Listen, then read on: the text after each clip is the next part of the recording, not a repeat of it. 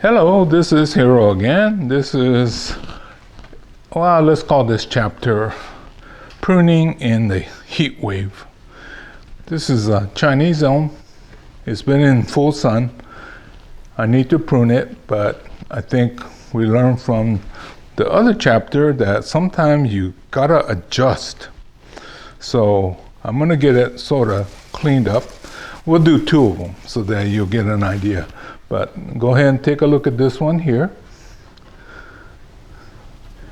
And I'm going to prune it so that hopefully it will not get sunburned.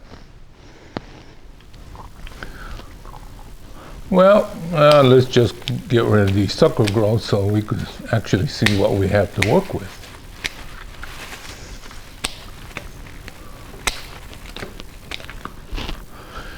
Yeah, well, Chinese elms love the heat, right? So right through the heat, as long as there's water to it, it thrives. It may burn slightly, but not much.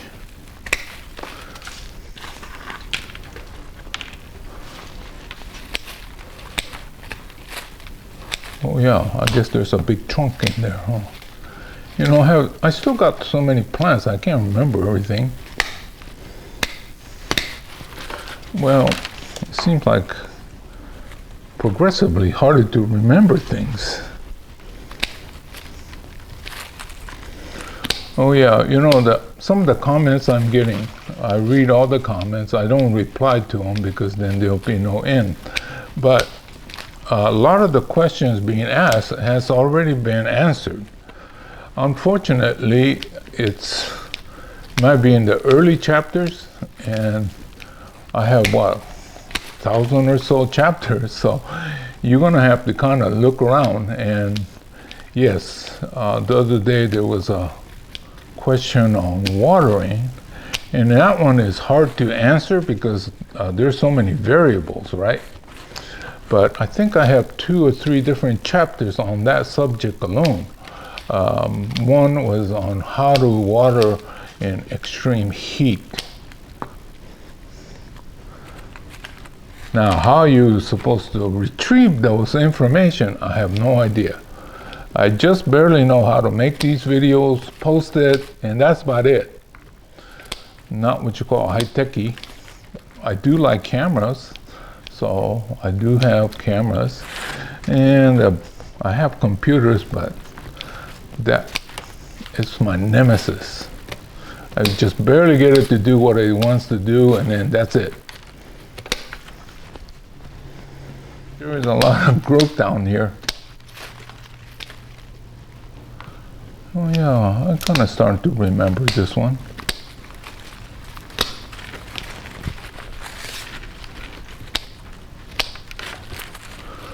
So I want to get enough of the basic style exposed, but not so much that it might actually get sunburned. Although Chinese elms should not have that kind of problem. But you know, we have this kind of the extreme fluctuation, right? This week we're in the normal range in the 90s. But last week was 100 and 110-ish. So yeah, and then I think on the other chapter we discussed what happens when it's all bushy and then you cut back and put it back in the same spot. It has a tendency to burn. So these ones that are exposed to the sun are hardier, but the ones on the interior tend to be less hardy, right? Till it gets acclimated. Well, that's why sometimes it burns. So depending on how this turns out, I might end up putting this with a little more protection, at least through our heat wave that we'll still have. We're on the tail end of July, and the forecast calls for normal or slightly below, which is in the 90s. But we don't know what August is going to be like. And sometimes September hot too. So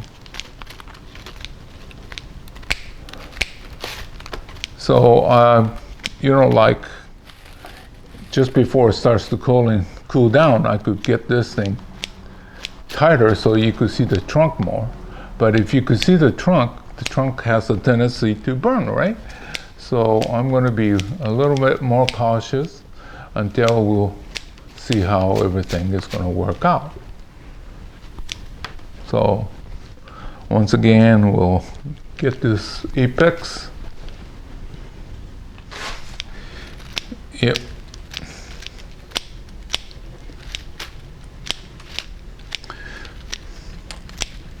Well, you know, sometimes even the weeds, sometimes you have a lot of these weeds around the plant, right? And then you go and clean it up and the heat wave hits. Sometimes it'll affect that too, because the weed was shading. So the moral of the story is don't let the weeds grow. The reality is weeds will grow. So, well, I just give you the question, and how you're going to handle that is another set. See?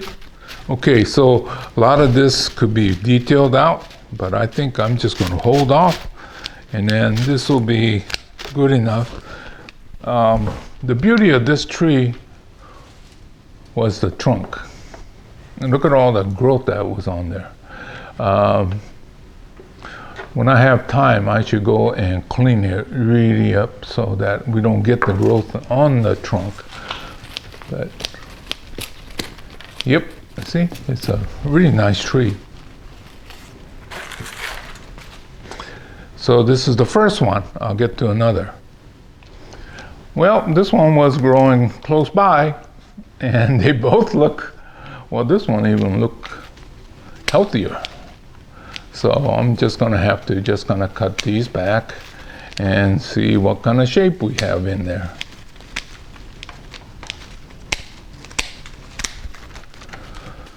Yeah, so coming back from Montana, I kept thinking, oh my gosh, everything's going to be dead. Well, if the power went out and stayed out for 3-4 days, I definitely wouldn't have to worry about plants anymore. Well, I guess they only went out for about 2 hours. So these bigger ones, you know, the people that want to start with bonsai, the bigger they are, easier to maintain. You know, because of economics, you want to start with something small, but those are the hardest thing to keep alive because there is no tolerance or buffer for dry.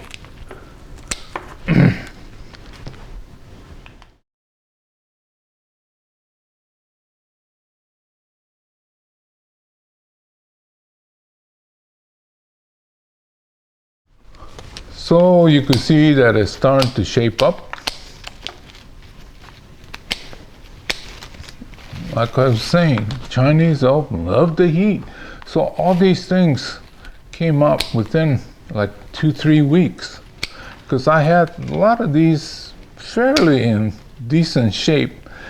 You know, it's never perfect around here because you got still too many plants, but being gone and then in the heat, it just grew. Yeah, there's quite a bit more in there. And you could start to see we didn't eat any of this growth down here. Because look at this. This is the,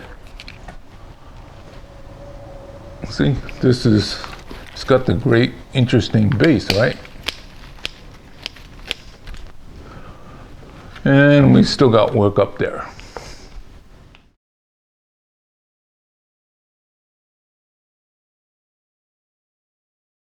Always pay attention to the apex. When you have these big random growth, they will easily ruin your taper. So I think I've stressed this in the past. Prune heavier on top once you have things more or less the way you want. Let's say you went on a 2-month cruise and did nothing, and this thing grew so long, then you will easily ruin your taper. Then you have to start over again, at least on the taper part, or the apex part.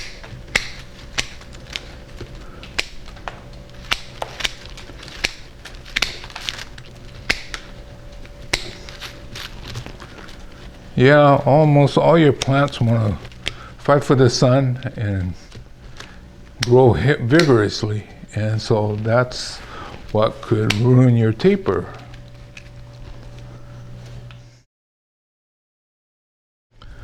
Down here it's okay.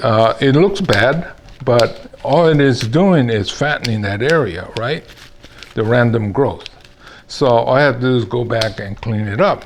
But up on top, these random growth will draw the energy and fatten some area, so that end up being reverse taper, bulge, all kinds of bad things that you don't want in a good bonsai. Okay, so I have a couple options.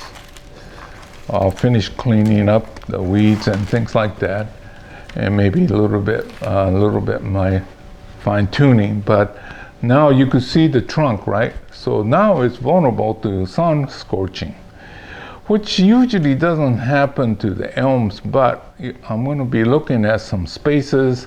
If I have enough space, I'm going to put this in some protection. 50% away from the setting sun. Usually the setting sun at 4 o'clock to about 7 o'clock, it comes in at an angle and burns the trunk.